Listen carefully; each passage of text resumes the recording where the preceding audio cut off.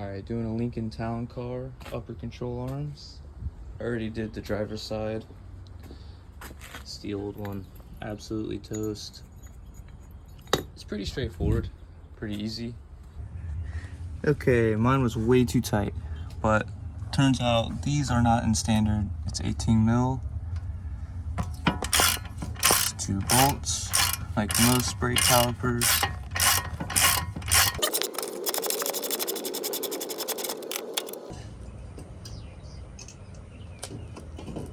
Slide off together.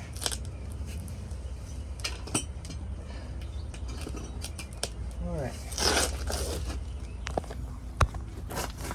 So you got the two 18mm bolts out of the caliper bracket. Got the rotor off. Next, we're going to focus on this little link right here for the sway bar. Yeah, just a 15 mil.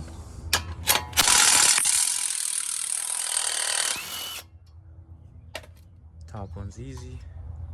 Now the back one's probably going to try and spin on us. Right there. So we just got to focus mostly on breaking it loose.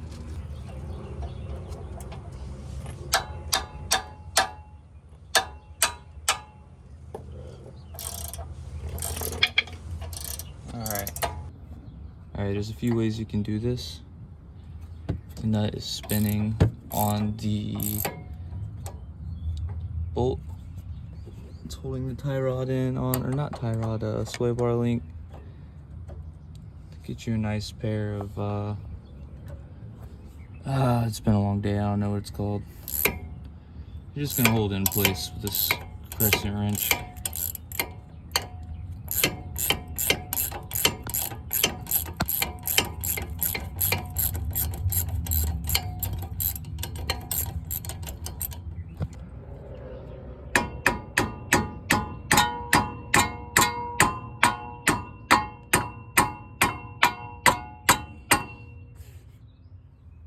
Set this down for a second.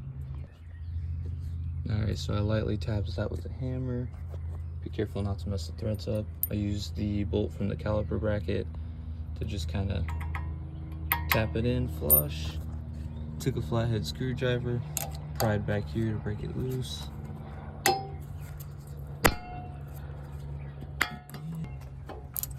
There we go. Alright, this one's not in bad shape.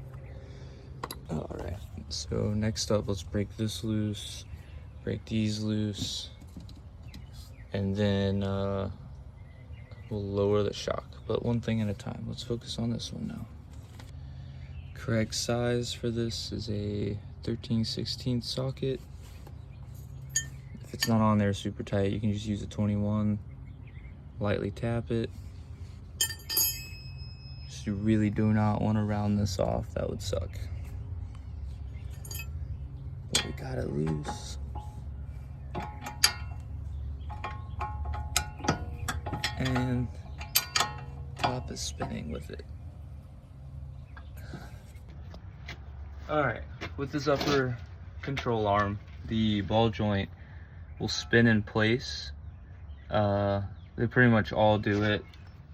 Expect it to happen. On the inside of, not the nut, but the,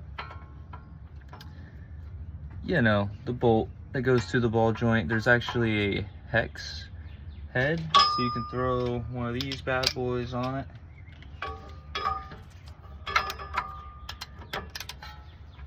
Hold it in the center, take your wrench.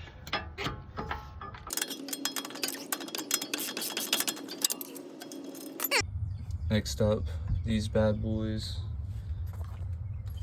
We're looking at a 21.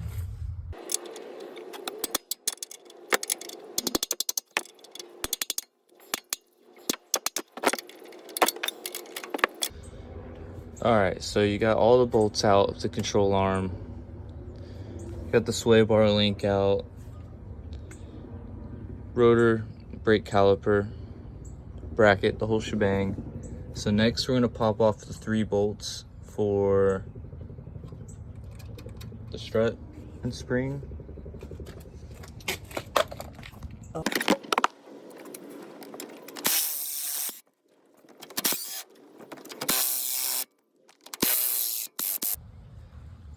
All right, just loosened up the 3 bolts for the shock and strut. So next we're just gonna pop off these little clips for the wire, and it should all be loosened up enough for us to start taking this stuff out. All right, so it should look like this. You need at least one of these threads to be on the outside of the shock tower. And then these guys, you just press them through, slide out like so. Easy peasy. All right. And this guy should just slide right off. Now it's very important, especially if you're doing both sides, that you do not mix them up, because it does matter which one goes on. If you end up getting the exact same upper control arms that are on the, like from OEM, they're gonna have these little bumps pointing to the front of the vehicle. And there might even be a letter on the front. So we know this is the right side. It's got the dimples going to the front of the car. However, sometimes on these aftermarket applications, there are no markings. In fact, this actually looks almost completely different as far as like the structure goes. But a little trick is on these, for this wire to connect to it, it doesn't use the OEM plastic clips. It actually uses these guys. So going off the holes on the side, it tells me that this is the right control arm.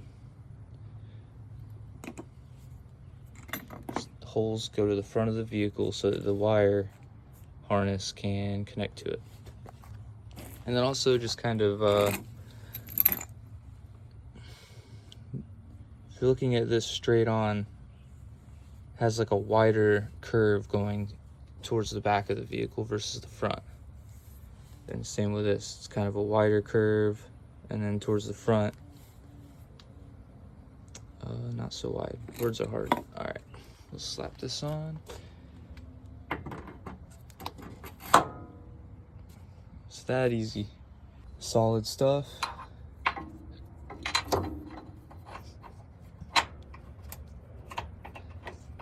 I'm gonna need both my hands, so just now we install in reverse order. We're gonna put these bolts back.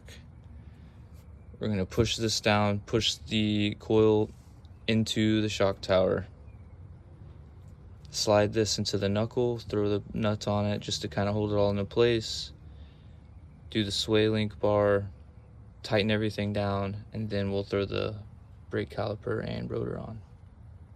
All right, got the nuts on. I guess I could have mentioned it's actually easier if you got one of these bad boys to just pull down with it for sliding the shock tower in and out. But got that back in. Those are loosely thrown on. So now we're going to just simply put the ball joint in the knuckle. Easy.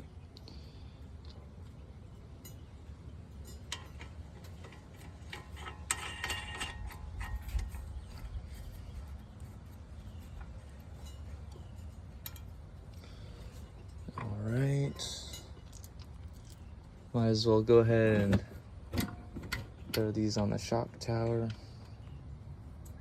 And we'll do this after I tighten all this shit down. Alright, got it all buttoned up. Everything's tightened. Got the new wire clips in. Just got to do the rotor and the brake caliper. But I'm gonna end the video here, man. Hopefully that helped you guys out. Comment if my video skills suck. I don't know. Peace.